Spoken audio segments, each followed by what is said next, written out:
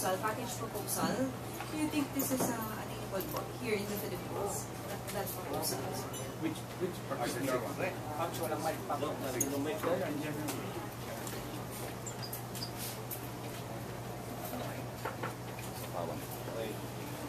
Thank you. Yeah.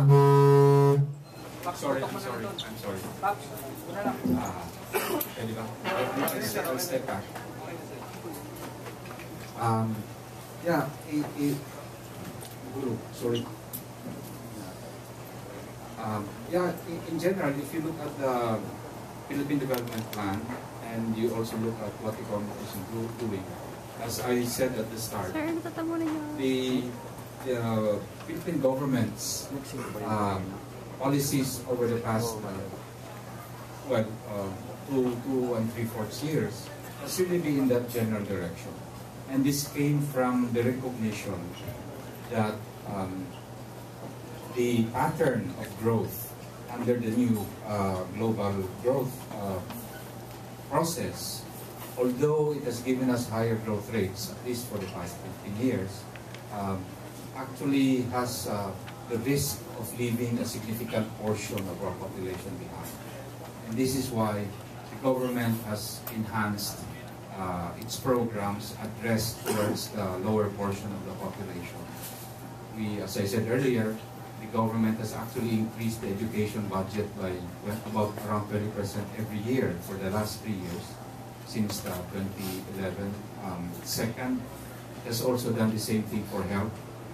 It has, and it has already stated that it will try for universal health care within its term, and it's getting there. And in the CCP, this really is an investment in the education of children. And the idea is that people will cross the income barrier intergenerationally at least. And all the others, in all of this, I think the government will of course try to ensure that the risks are mitigated, that in fact the fundamental strengths of our macroeconomic posture will at least be retained. Fortunately, the Philippines has a lot of headroom in that sense, and it has the opportunity of doing more of the more direct interventions that it has. Dr. Lim has talked about the need for an industrialization strategy. I had said earlier that we also have a very strong agricultural development plan because we recognize that a strong industry will require a strong agricultural sector. The issue in industrial promotion is that we need to fix, in general, the infrastructure scarcity that we've had. This comes from many years, even decades of underinvestment, and also the governance procedures that the government is still trying to improve. Perhaps once we have made a real, dent in both, which should come, I hope, shortly, then maybe businessmen will know more or less where our comparative advantage lies. And together, I think with government support, we should be able to do that. In the meantime, Kinuha ko na yun na. Kaso kanina, kailangan kong walang flash kasi taking care of mabilisan. Di ba pag may flash and going into tourism, which seems to be obvious to everybody that we can do that while we are putting in the infrastructure investments to support industry and agriculture. So, in general, that is maybe Dr. Lim would like to add that. In relation to the other forecasts of like IMF and ADB, all of them point to, although they maintain their growth forecast, but it's still below what the government is actually targeting. So, do you agree with their forecasts, considering that we're in election year? And understandably, I think I have been more optimistic than them. And I think over the past 2 years, well, there was a surprise here, I think in 2011, where the improvement in governance procedures that we instituted being done at the broad front had some delays, and that actually essentially had not been measured in at that time. But there have been many improvements since then. And I think in general, our projections have been more right than others, and we continue to hold that. Let me just explain that the 7 to 8% growth target of the government comes from the recommendations of essentially people studying the poverty picture. And that includes Secretary Balisacan, who is now the one on the carpet, that we ideally should hit the 7 to 8% growth rate in order to make immediately perceptible and long-lasting impact on poverty incidence and the income distribution. I hasten to add that we will probably make that impact, but it will be slower than if we grew at 7 to 8%. It's happening going in the right direction. But maybe, understandably, people like you and the rest of our countrymen are impatient. I understand that. But I think the government is going into that. And that's really the reason. And the government will not give up on that target. Our target, essentially, at least when I was in the government, was we wanted to raise what's known as the secular growth rate. This is the rate that we would attain if we didn't do anything extraordinary. And the way to do that is to put in the necessary investments, which the government is doing, infrastructure being one of them, and putting in the governance improvements, reducing the cost of doing business. Then we expect that the private sector will also contribute its own by picking up the challenge from the government. So, do you think we're going to surpass the forecasts of the other IDB? That is the target of the government. We are working very hard for the Filipino people.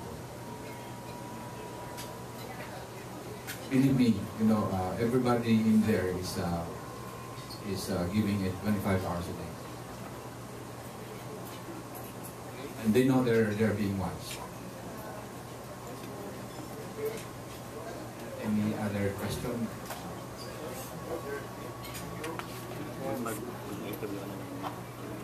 Joseph, you want to say something? Well, the investment upgrade that we got and better global economy that is expected might make the growth, might help the growth of the Philippines, hopefully. I expect the growth rate, the secular growth rate, to get higher as the government goes into it. There is a lag, of the impact of all of these infrastructure investments. Although we expect that the private sector will make complementary investments as soon as they know that the plans are already firm and as they see progress. But it does take a while for them to internalize. And that's why you expect a certain lag in the impact of the investments that you make. I actually told a friend that fortunately the next administration is going to reap most of the rewards or the return of the investments that this administration is making. But that doesn't bother people in the administration. I mean, it's something that has to happen. Sir, sorry. Go ahead, please. Just to support that, Yes. can you just give us a few points that you think can be a reason why we would be able to achieve the government's target? Well, I think the infrastructure investments that are being made is going to be a very important impact. And I think that all of the increased outlook for the government, including the investment upgrade, is also going to bring in the private sector. Some of the few steps that the government needs to do seem to be, from hindsight, seem to be fairly obvious now. I think things that are being made. The changing image of the Philippines, I think, is going to make both trade and investment a little bit better for the private sector. But as I had said earlier, these will come some of it immediately, but there will be much more that will happen in the lags in the past, in the succeeding periods. So this is going to come, and I expect normal. You will have certain shocks, or what Dr. Lim will call in his models errors, that will happen. But I think the secular growth rate is actually rising for the country, and we can depend on that. We keep on praying that finally we will get over the hump, and we will get into a self-sustaining, higher growth track for the country. Yes, go ahead. Yes. How do you think does the Philippines fare in comparison with its neighbor in Asia in terms of economic growth? Well, actually, I had been saying, even before the investment upgrade, if you look at the way that the Philippine paper was the interest rates, we are essentially already being treated as mostly investment grade. This was, I think, a payback for all of those years when we thought we had better fundamentals than what most people thought, but we were not getting the benefit. Looking at the fundamentals, I think we're in a rather strong position relative to our neighbors. It doesn't mean that they don't have a strong position, but the headroom in the fiscal side, I think, is still relatively comfortable.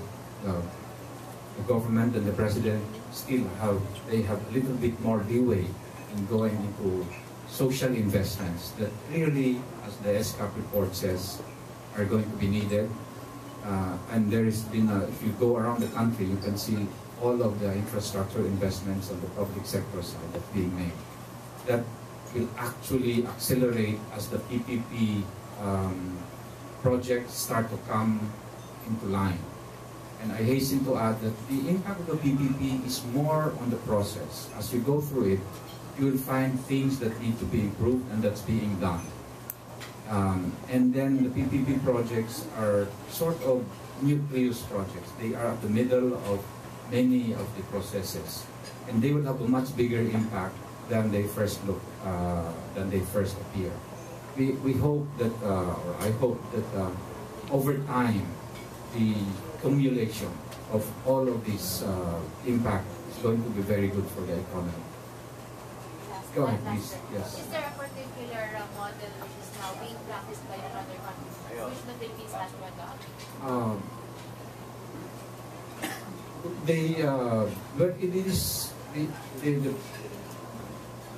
I think the president, the president and the cabinet has crafted an approach that takes into account our own strengths and also taking some of the weaknesses that we've had over time.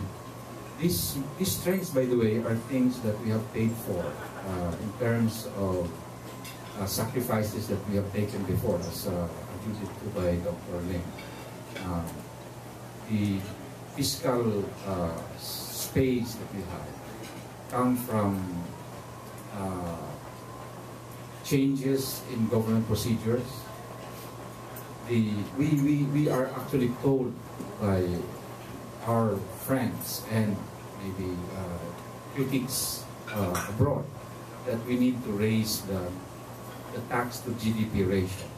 It's something that the government is trying and is actually attaining, although people would want to see more. You have to take into account what the society is willing to bear in terms of that. That brings with it its own implicit and explicit preferences for how we try to treat these social investments.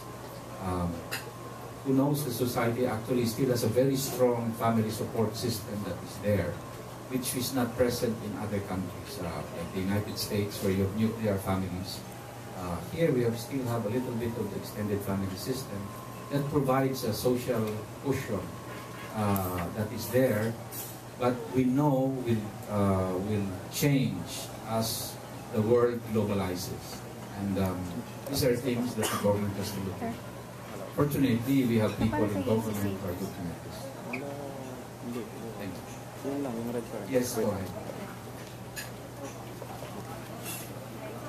Hi sir, you were saying that, or a lot of people are saying that we need to increase our tax efforts, and we also need to increase our infrastructure spending as a percentage of GDP.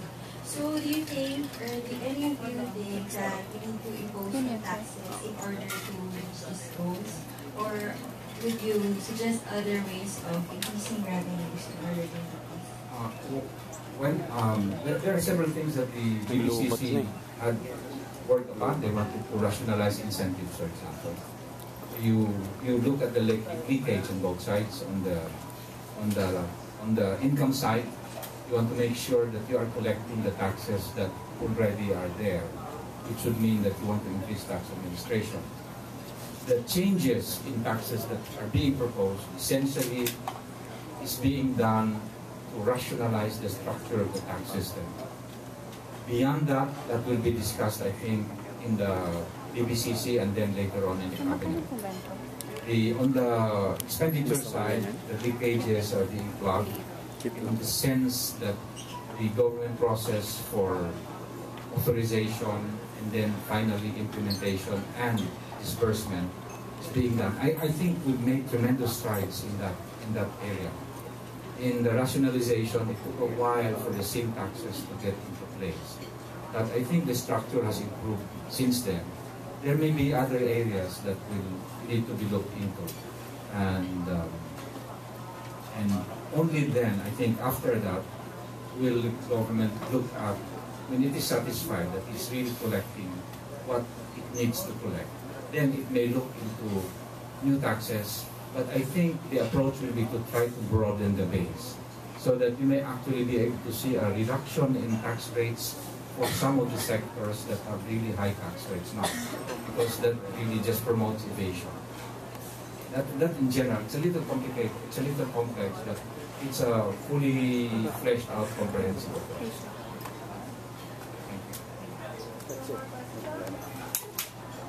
So, thank you very much. This has been very exciting.